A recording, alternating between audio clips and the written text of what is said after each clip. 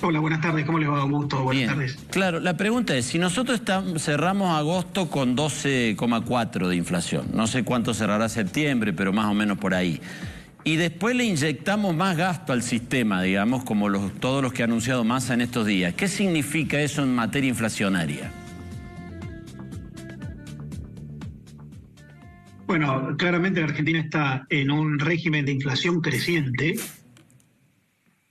y las expectativas se vinculan con que va a crecer todavía más, por distintas razones. La primera es porque todavía hay una emisión monetaria anterior que está reprimida y que ante crisis de confianza empieza a presionar el nivel de precios. En segundo lugar, hay una emisión monetaria presente e inminente, garantizada por todas estas medidas que se llaman Plan Platita, que el gobierno ha anunciado, donde se vinculan desde algunas reducciones de ingresos por vía tributaria hasta más gastos. En tercer lugar, el serio problema de la desconfianza en la moneda, en la cual la Argentina entra muy rápido y eso acelera la velocidad de circulación de la moneda, y eso, aún si no hubiera emisión monetaria, también tiende a elevar los índices de inflación. Hay que agregar a esto que estamos en el fin de una administración, y siempre en la Argentina, cuando terminan los gobiernos, hay mucha incertidumbre, ante lo cual aparecen dos fenómenos nuevos que generan expectativas inflacionarias. La sensación de que el gobierno que venga, sea quien fuere, va a tener que ajustar precios, situación fiscal, tarifas, precios relativos, tipo de cambio.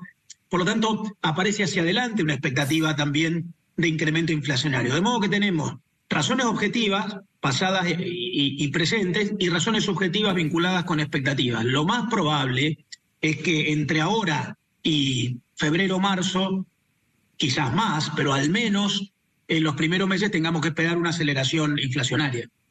Ahora, ¿qué va a pasar en el plano, qué va a pasar en el plano económico si en las elecciones de octubre el candidato oficialista, Massa, no entra al balotaje? ¿Cómo se llega después hasta la entrega del gobierno? Hay un problema serio ya con la pérdida de poder del oficialismo. La Argentina tiene una economía muy desequilibrada, está apoyada en enorme cantidad de desequilibrios macroeconómicos. Hay una emisión monetaria que trata de, cuyos efectos se trata de reprimir con la absorción que tiene el Banco Central o con los acuerdos de precios con el gobierno. Hay un tipo de cambio oficial que está mucho más bajo que el valor de mercado, hay tarifas atrasadas, hay muchos desequilibrios reprimidos. Cuando el que reprime, que es la autoridad, pierde poder político, sea porque se le acaba el mandato en breve, sea porque tiene un mal resultado electoral o por lo que fuere, en algún caso porque hay una sensación de inconsistencia, bueno, ahí se pierde el principal instrumento que el gobierno está usando, que es represión de variables. El gobierno no está corrigiendo los problemas principales, que son situación fiscal que deriva en una monetización del déficit de presupuesto, y eso acelera la inflación, sobre todo en este momento de profunda desconfianza. El gobierno no corrige eso. El gobierno, para reprimir la expansión de los desequilibrios en las variables, no en los fenómenos esenciales, sino en las variables, a lo que acude es a controles, a fijaciones arbitrarias. Bueno, eso evidentemente hay menos capacidad de hacerlo cuando el gobierno pierde poder político. Si Massa no entrara en la compulsa por la segunda vuelta, creo que todavía eso se agravaría más. Ahora bien, yo estoy pensando no solamente lamentablemente, en una situación crítica en términos de inflación potencial incremental para lo que queda de este gobierno, sino cuando el gobierno que viene, sea el que fuera, tenga que poner en orden esos desequilibrios. Ajustar precios relativos, sincerar el tipo de cambio, pensar en ajustar el déficit de presupuesto. Bueno, probablemente la Argentina también tenga que, además de lo que ocurra ahora, generar algún ajuste en los primeros meses del gobierno que viene. Si ese ajuste posterior se acompaña de un plan que genera mucha confianza y está muy bien hecho, probablemente ese ajuste dure poco tiempo y se tienda a una estabilización. Pero si hay algunos errores o en la implementación o en la comunicación, bueno, ahí podemos tener todavía más problemas. Pero ¿cómo se analiza o cómo lo analiza usted desde su posición, desde la economía quizás, esto del problema que tiene Argentina con altísima inflación, de las más grandes del mundo? altísimos, estratosféricos niveles de pobreza y además creciendo.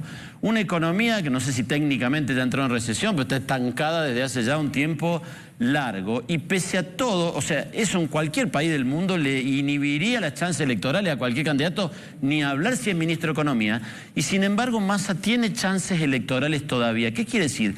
¿Que el argentino se acostumbró a vivir en medio de ese caos? ¿Es parte de nuestra normalidad?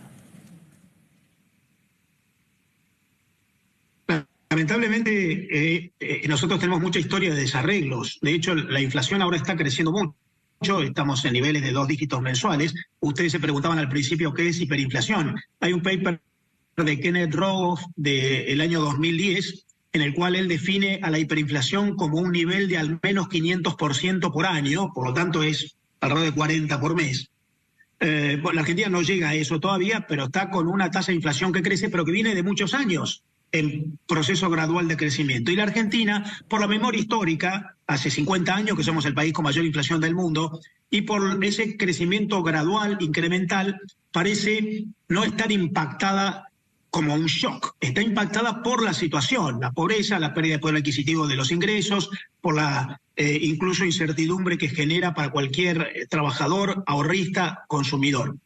Es raro de explicar que un gobierno que es el principal causante de la inflación todavía tenga alguna chance electoral. Efectivamente.